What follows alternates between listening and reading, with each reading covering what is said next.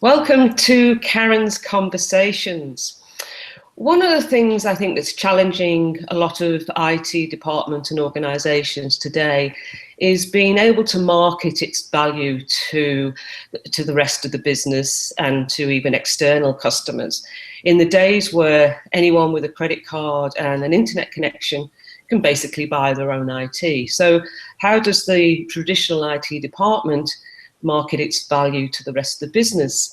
And to discuss this today, I'm talking with an industry colleague and a friend, Andie Kis. So before we get into the conversation, I'll welcome Andie and get her to introduce herself. Hi everyone, and thanks Cass for this opportunity to take part in your fascinating conversation series. I always feel honored when I can take part in something so good. And just to briefly introduce myself, because I think our topic is more exciting than myself. I have now, I think, about 14 to coming up to 15 years of experience in working in the IT industry. Started my journey on a multilingual service desk as a service desk analyst with no specific IT background. And then I continued my journey from the service desk to incident management, service delivery management, to consulting, where I see myself, I have a job title of a consultant, but I see myself as an advisor, somebody who has the practical operational experience and of course the learned theory, to kind of enhance on this practical experience, to be able to advise and assist people who may require some guidance with their current ways of working, and they are looking into transforming. So this is how I mainly see myself as a role as a consultant, instead of going in, bagging a big, I would just say, like, account of money and then disappearing. I like to believe that I leave lasting, good impression and good changes, and manage to leave some advice and guidance which is useful in the long term. So that's me, really, in brief. Excellent. So before we talk about how does IT market itself, just to get everyone on the same page, what do we mean by marketing? Sometimes people say, oh, it sounds like a used car salesman, which isn't what we want IT stands to take. So what do you see as what we mean by marketing? I think it's in simple terms, it's putting ourselves in the front. So ourselves, what I mean is I'm immediately placing myself in the role and in the shoes of a traditional IT department who delivers services vital for a business existence. And even if like you said in the beginning, Karen, that we have the opportunity where people can, anybody in the business can go out and purchase their own technology, software, hardware, whatever, they will still rely on classic traditional IT services, as well as innovative IT services provided by their trusted, I like to believe, trusted providers, whether they are internal or external. And to be able to put themselves in the front, make themselves relevant, to sell their services, their capabilities, they have to market, they have to advertise themselves, they have to have the good PR to make it viable and make it current of what they do and why they do it. Otherwise, we could confine, I would say, traditional type of IT services into a situation where people may believe that they are redundant and about to disappear, which I don't think is the case. Yeah, that's a good point. I was reading an article a while ago that was talking about shadow IT and the business doing its own thing. And it mentioned an organization that had 200 instances of different project management applications. Wow. And that's in talking in that language, that's talking in the business terms. This is what it's costing us because you're buying, 200 different instances of project management applications. So I think that's a good way that IT can market itself is, let us help you choose the application. You can buy it and have as many copies of it as you like, but let's, have one or two that meets the business needs. I have a good example for that. I don't know if you want me to insert it into this topic. Yes, please When do. I was a service delivery manager working for Macmillan Cancer Support, one of the largest UK cancer charities, in the IT department, I always try to think about it because it's a cancer charity. So those procuring or using IT services were people of all walks of life providing services for people affected by cancer. So for them to say that X, Y, Z hardware cost X amount of money, it didn't really resonate. Macmillan had a fantastic booklet published, which was available for all employees. I can't remember exactly if it was available for externally as well, which explained that what would £1, what would £10, £100, £1,000, £10,000, so and so would buy. And that explained it in Macmillan terms. So it talked about, for example, printing Welsh language booklets and information booklets on, let's say, prostate cancer, or a nurse's salary, or any exact proper service. So whenever we had the opportunity to speak that language, for example, we had an amnesty run to return physical hard key fobs, the VPN little key fobs. Instead of saying they cost, I don't know, £100 each, we said the cost of one key fob equals, I don't know, a nurse's salary for 2 days. And the response was incredible, because it's just the simplest example. I have many other examples on larger scales with private sector organizations, but this is, I think, the simplest way I can explain how important it is to speak a language everybody understands. Yeah, absolutely. If you can, when I talked about the 100 instances of project management software, if you can just turn that into the business terms and say, that's what that's costing us. And if we just had one instance, this is what you could add to your budget, for example, but yeah, that business language is very important. So for IT, who haven't been very good at selling themselves in the past, now have this big challenge, where are they going to start? How do they go about marketing themselves? I think the important part is to not to imagine it in a way that you have to make a hard stop and from tomorrow we are going to do things differently. It's something that you have to pick it up on many different levels and layers within the IT, whether it's an actual demand management process involving business relationship, business engagement, or business managers, whether it is the way that the services are detailed when somebody gets in touch via a self-service portal or on the phone. Is it the response we give for a customer satisfaction survey? It is the way we report on our budget assigned to us as IT department, the way we define services. Are we understanding where in a value chain, I'm bringing in now a bit of an IT for IT thinking, where would whatever we provide fits in? I think it's a situation where if people look around, they already do quite a lot of things, but they don't really recognize, and when I mean they, those in IT might not recognize that they actually do the advertisement, but sometimes they do a negative advertisement, which is, instead of achieving a good result, it's kind of achieving the bad result, because, you might just have to fine tune the language. You might change the way you're used to sharing information. Let's say you share an executive report to the CIO, who then, where does that report goes from the CIO? Why does the CIO require that report? What information you share in it? These are the type of the already existing activities, which I think can be very easily transformed and made better by understanding, putting in value thinking, outcome thinking, changing the language we use. I'm a big believer of simplicity, and I don't believe in quantity over quality.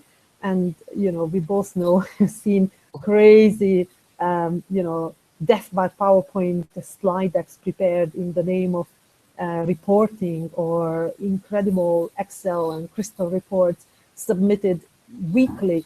To whom? Why? What is the result of that? What are we trying to do? Or We can even think about financials.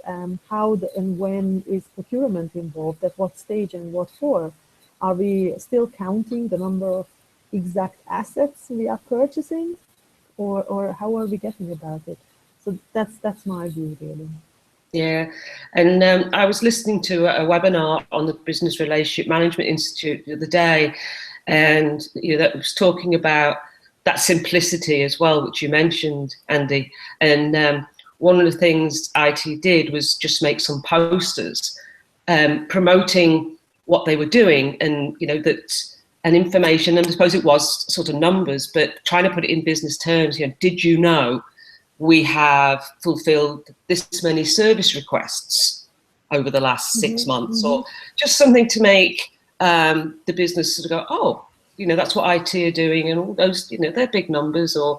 But trying to put it in business terms, it's okay saying we've done 100,000 service requests, but they could have done them really badly. So there's the other side of the coin. But just raising awareness of, because I think IT has been a bit of a, what's the word? It's been a silo. It's supposed to be that dark corner in the organisation, and we haven't been very good at saying exactly what we're doing. So all the business, often the rest of the business, just sees the stuff when it goes wrong. Because I don't usually ring the service desk to say I'm having a really good day and I think what you're doing is great. But really something's not working. So it's sort of True. Showing that other side of the coin. So what skills is IT going to need in order to improve that marketing, improving that, and maybe it's not, we don't say marketing, improving the awareness of what IT can do for you and the value that it's adding? What skills would we need? I think first and most of all, business intelligence and communication skills, relationship management skills, stakeholder management skills, because it's not enough if you say that, if you claim that, I have a good relationship because, we are supporting we always maintain a good relationship with our business customers or business side, and understanding what do you mean, who is your customer? It could be that within IT, different teams are each other's customers, but it's not recognized even how they advertise or communicate services to each other either. I would say that the relevant business intelligence, which is quite a wide term, but in my eyes or in my interpretation, it incorporates understanding, the understanding the value, understanding the different outcomes, capabilities, requirements. How do you respond to demand? What is demand when we talk about how do you define demand? That is extremely important. The other one I would say is stakeholder management from a strategic point of view. So don't get lost in smaller details, but think on, like an onion, peel the different layers and understand how everything is built up together, and to whom and how do you have to communicate, how frequently, in what channels, what methods. I would even risk to say that maybe IT should hire people who are specialists in these fields and are not coming from IT, because then they would have a fresh set of eyes. They would bring in their own knowledge of marketing, of PR, of communication, and they could just look at it and say, okay, so what are you trying to tell, or what story are you trying to tell, and how and to whom? I think it's very important to have those extra skills. And I think yeah, that's it really. I could go on and forever about the areas, but I think business intelligence, communication, stakeholder management, and relationship management skills at all levels. Yeah, and I think the business relationship management one, and I could probably digress, but it's because I recently did the business relationship management certification, which I found absolutely eye-opening, because when we look at business BRM, business relationship management in ITIL, my take on it was that it was very much, and maybe it was my misinterpretation, but it sort of talked about it more from a tactical as opposed to strategic level. And then when you look at the BRM Institute, you know, it's talking about things like stop being an order taker to a strategic advisor, which is a big, big chasm to jump. But I think from a marketing of IT, that is so important that business relationship managers, or whatever title they've got, can work with the business to surface that demand and understand, you know, how IT can empower the business, as opposed to the business saying, I want X, and IT saying, yeah, okay. What's your thoughts on that? Because you've worked in that area. So I have a very high respect for the Business Relationship Management Institute and what they achieved since they been formed. I also feel that they bridged the gap and plugged in a massive gap, what you just mentioned, of between how is business relationship management defined or understood, and they come from a very strategic point of view. And I think BRM still in lots of organizations is looked at as a mainly sales-driven role, which isn't about relationship building and strategic, but more like an operational project business analyst type of, you know, sales role. And I think that really, how to say, puts real brick walls, you know, like what's the right word I'm trying to find here, where you feel that you have to sit on one side of an area without having the opportunity to open doors into other areas, like to open meaningful conversations, and instead of just being very operational, you can't go and sit on strategic decision making, I would say, boards, where the importance of what are you trying to achieve is not recognized because of the way your role is pushed down. And I think that's a bit of a downfall of BRM roles. I also found that in many service provider organizations, the BRM role is more like an account manager, again, who is focusing more on sales, instead of how the BRM Institute defines the role of a business relationship manager. And I don't know if any specific example you're after, or what can I bring more to this conversation about it? Yeah, no, it really was just, you know, if there's a marketing role for IT, then it's a business relationship management role that can actually do that, but has to operate at that strategic level.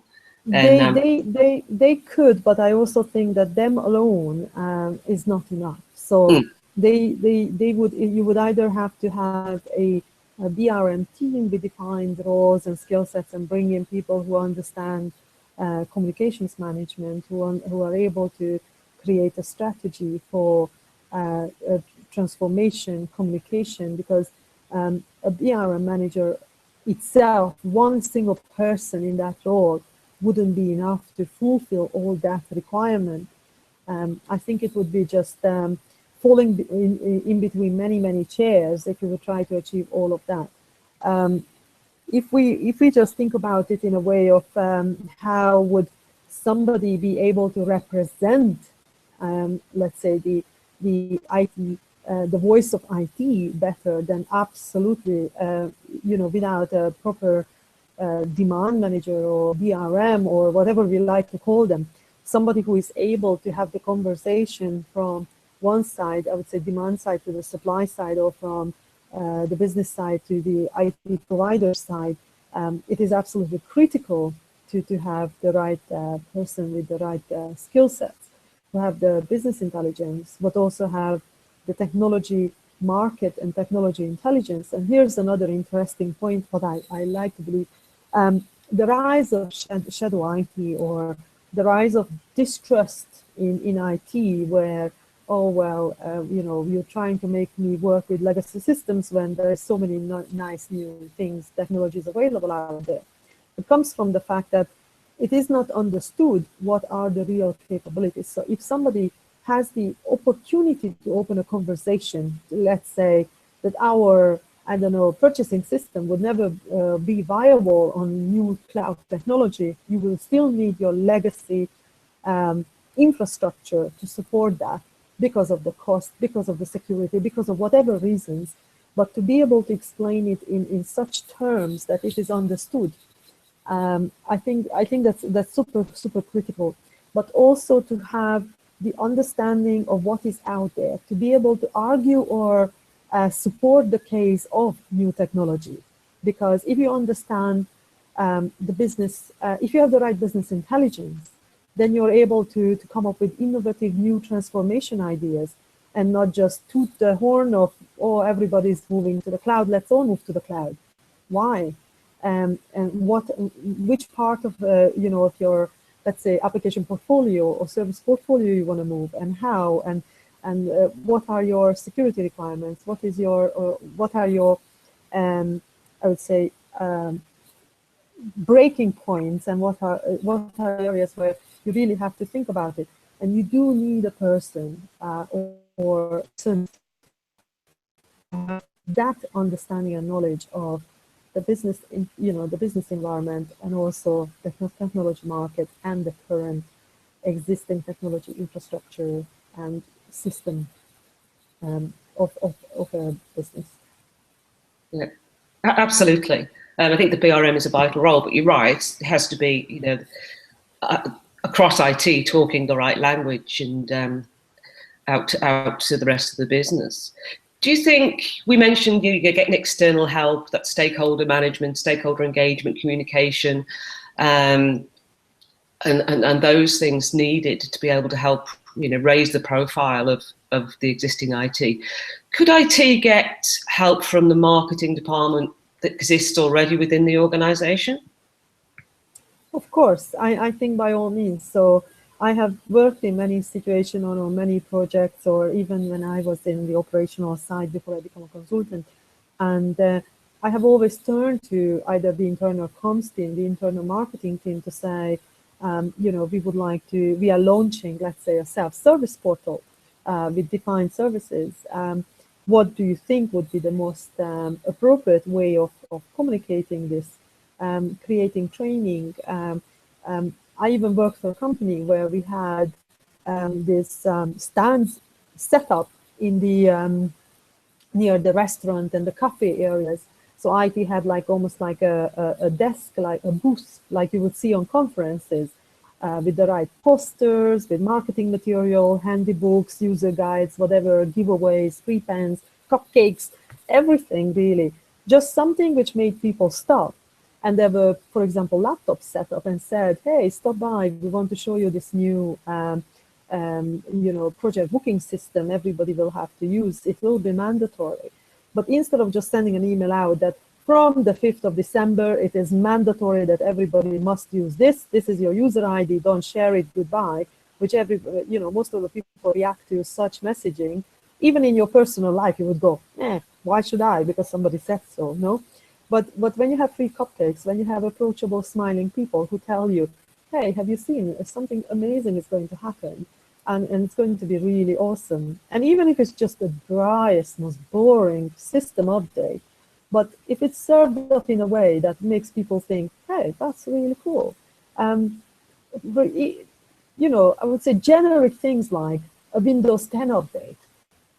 Instead of just roll it out, think of amazing features where you can tell people, by the way, or Windows, I don't know, Office 365, hey, you roll it out. Did you notice that from now on, you open up your Outlook, you connect with your Skype for Business, you connect with this, you connect with that areas, anything which makes people buzz about new technology. It will be still your office environment, your office work, you open up your laptop, your whatever computer you're working on. But if it made excited, I think people will buy into it. So that's just on the front end, but it can be done in many other ways. So let's say you want to sell the fact that things are moving to the cloud. What are the benefits? How do you advertise it and explain it? What does it really mean? And I think with everything, let's say you run a massive transformation project, and as the outcomes of this project, you want to make people understand. I know that in the last 6 months, it was horrible because things were running as is, and there was a period where you had to change from how you used to work to how you're going to work. But hey, did you realize that from now on you will be able to do something more exciting, and how do you do it? It's human nature as well. I'm not a change management or a comms specialist. I like to believe I have enough common sense and know people enough to think about it. What would be which would make me interested and excited as well, and other people around me. How do you serve that information? How do you, and I think that's super important. And the other thing, most of these things don't even cost anything extra, because I know everybody's focused on costs and pricing and whatever not nowadays. You know, having a conversation, making sure that, I don't know, you have the relevant people available for people to ask questions. It doesn't cost you anything. Yeah, that's right. You've made some really interesting points. I've also seen some organisations do some great things by just getting out there and having like that, you know, booth or, you know, a table near a, you know, the coffee area or the lunch place, and just getting people to stop by and starting to have those conversations, and the did you know, let me show you, rather than just saying, yeah, you know, we've now upgraded to X and that's it, you know, work it out for yourself. Just IT opening the doors and just getting out there and talking to the rest of the business can be really powerful. And you say it doesn't cost a lot, you know, it's just probably doesn't cost any more than it does sending out, you know, those 1,000 emails. Exactly. Yeah, can have really some really interesting points, Andie, and thank you for that. And I think one of the things I just want to like to wrap up with, it's all right to talk about IT getting out there and selling itself and marketing itself and talking to the business about the benefits that traditional IT can bring. But for a lot of organisations, before they even do that, or as part of doing that, it's re-establishing trust. I worked for one organisation and I was talking to a lady out in the business, and she said IT what she wanted from their IT, and it was a small IT department, was stop saying no because and say yes if, which was a big shift. So how, if from your perspective, how do IT, and I think it's a big challenge, so it's probably a big question in a small space of time, but how does IT try to re-establish that trust? Well, it is, you're right, it's a very complex and quite difficult question, because if you let the trust disappear for too long, sadly, I'm going to be very grim here, but I don't think you will have the opportunity to build back that trust. I have seen examples before where one business unit got so annoyed with the present IT, I would say like department or team, that they went out and outsourced a whole package IT service, which, and then afterwards said, just work with them, because, you know, we don't want to get anything from you. We might be reliant of some of the infrastructure you maintain and deliver, but you have to work with our proper, fully packaged support IT team with a service desk, everything, you know, included. And that is when trust is so far gone that there is no return, because they just simply do not want to work with you at all. I would say it's about being able to regularly, in short terms and distances, be able to measure and to double check, where are you on this journey? Is there any trust left? What are the areas which are fixable? What are the areas you rather just leave and think of a mitigation action or something of, you know, to kind of, I would say, overcome on the situation? And what are the areas where you can really put some effort in? I think one of the main areas is to, if the other party feels that the conversation is on an equal level, it's easier to build up trust. If the other party feels that you're transparent, you are not hiding things, but you're able to, and like you said in your example, the if instead of no, give reasoning. So I never say no unless I have a good reason and a different suggestion or solution. Why would I not do something?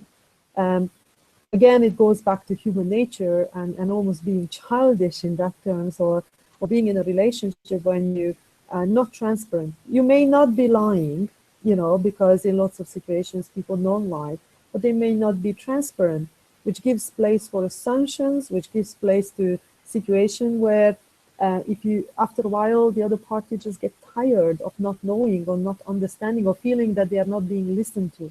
And I think that's the other key area, where if IT is almost closed ears all the time, that, you know, whatever party or the party they provide the services to, the business feels that they are not being listened to, they are not being understood, what is the, if they require, how do they require it, then the trust won't be able to build up.